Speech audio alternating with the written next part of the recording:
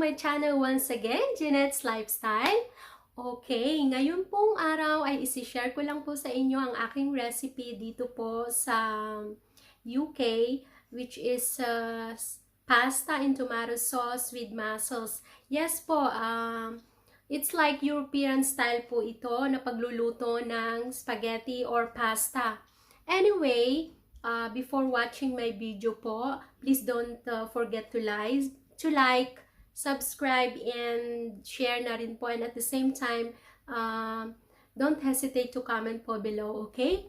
Actually, this recipe po is very simple, mabilis din po, at saka healthy po, of course. O, diba? Yun talaga naman po ang importante, diba? Lalo na tayong mga mamshi, pag nagluluto, we make sure that healthy po ito, affordable, and at the same time, mabilis lang po, 'di ba? Lutuin para po sa ating pamilya, o 'di ba? Okay, kung ready na po kayo, wag po kayong kukurap at abangan niyo po ang aking recipe for today. Okay? Marami pong salamat. Stay tuned po. Anyway, ito nga po pala ang mga ingredients needed ko for today's recipe, which is the pasta and tomatoes with mussels. Ito po siya, ang pasta ko, any brand po na gusto nyo pong gamitin, nasa sa inyo po. Then, the tomato chopped in can, salt, black pepper, the red bell pepper, the garlic, onion, cheese, the basil leaves, and last is the cooked mussels already po. Okay, please stay tuned po. Thank you! Okay, first thing po natin gagawin ay magpakulo po tayo ng tubig. Ayan po, okay na po siya. Para po sa pasta natin. Ayan, and then ilalagay ko na po yung pasta. Ayan, yung gagamitin ko lang po dito is like 250 grams.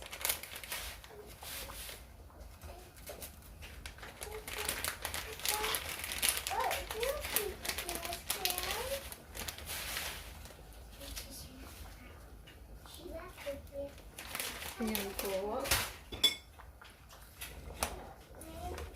And then,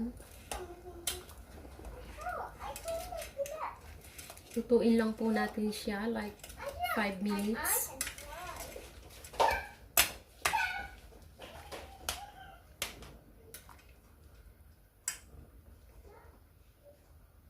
Okay. Cover lang po natin. And then, stay tuned po. Okay. Check na po natin. Ayan. Okay na po yung pasta. So, next po nito ay i-drain ko na po siya. Okay? And then, umpisahan ko na po siyang lutuin by sauce. Okay? Please stay tuned po. Okay. Next po ay gagawa na po natin siya ng sauce. Okay? Initin lang po natin ang pan. Tapos, ilagay na po natin ang oil. It's like 2 tablespoons po. Okay? Ayan.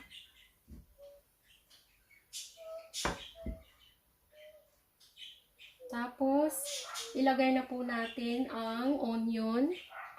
If okay na po ang oil. Ayan. Inuuna ko po ang onion para hindi po siya masunog po yung garlic later. Ayan. Igisa lang po natin siya hanggang sa maging okay na po. Okay. Ayan po, okay na po yung onion natin. Next ko pong ilalagay is garlic. Ayan.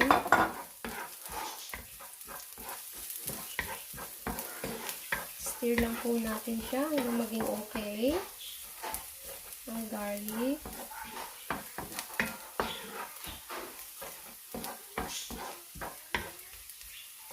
Tapos, ilalagay ko na po ang chopped tomatoes, okay? Ayan po. Ayan.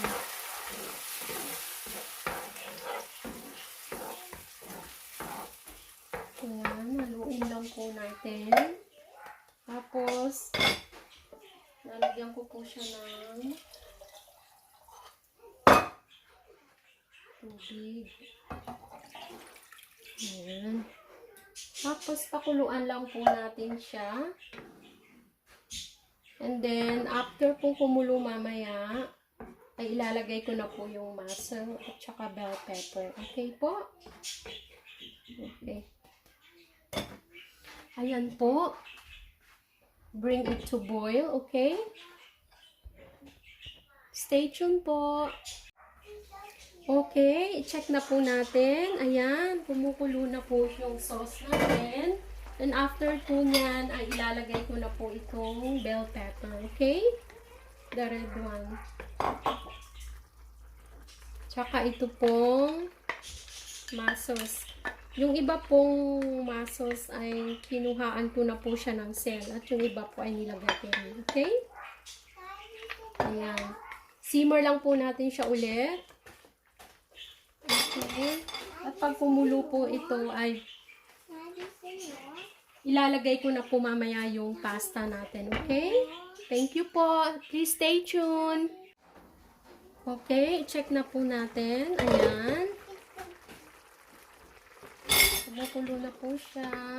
And then, iti-taste lang po natin kung okay po ang kanyang lasa. Okay? Now po, lalagyan po natin siya ng salt. Ayan.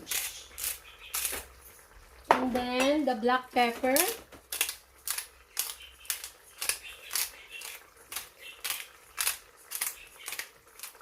Ayan. Last thing po is that, ilalagay ko na po itong pasta. Okay?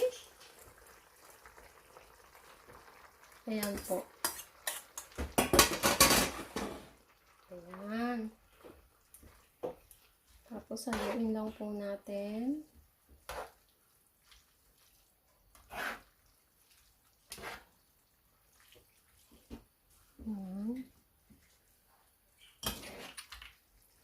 O, diba? European style po itong pasta na ito with mussels. Gusto ko po ito. Kaya minsan po niluluto ko po siya talaga. Actually, ako lang po ang mahilig nito kumain.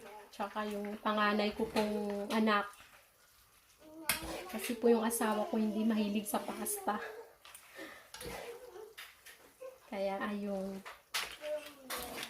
Ibang lahi po kasi. Ayan, imimix lang po natin siya hanggang sa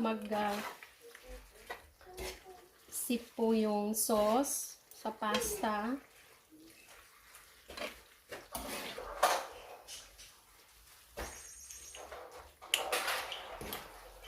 Ayan.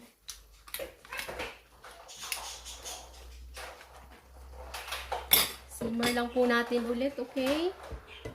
Ayan. Stay tuned po for the finished product. Thank you. Okay, ito na po ang finished product natin for today. Yung pasta po with mussels and tomato sauce. Okay, ayan na po siya. Nilagyan ko po siya ng garnish na cheese and at the same time yung basil leaves po. Ayan. Para po mas lalo pong masarap. Ayan. Dito po kasi sa Europe, famous po sa food cuisine nila yung basil leaves. At mga iba't ibang uri pa po ng herbs na ginagamit nila sa kanilang cuisine. Okay? So, enjoy eating po. And then, please don't forget to like, subscribe, and share na din po this recipe of mine for today. And then, you can comment also below po if you like. Okay? See you po next recipe of mine. Marami pong salamat. Bye po for today.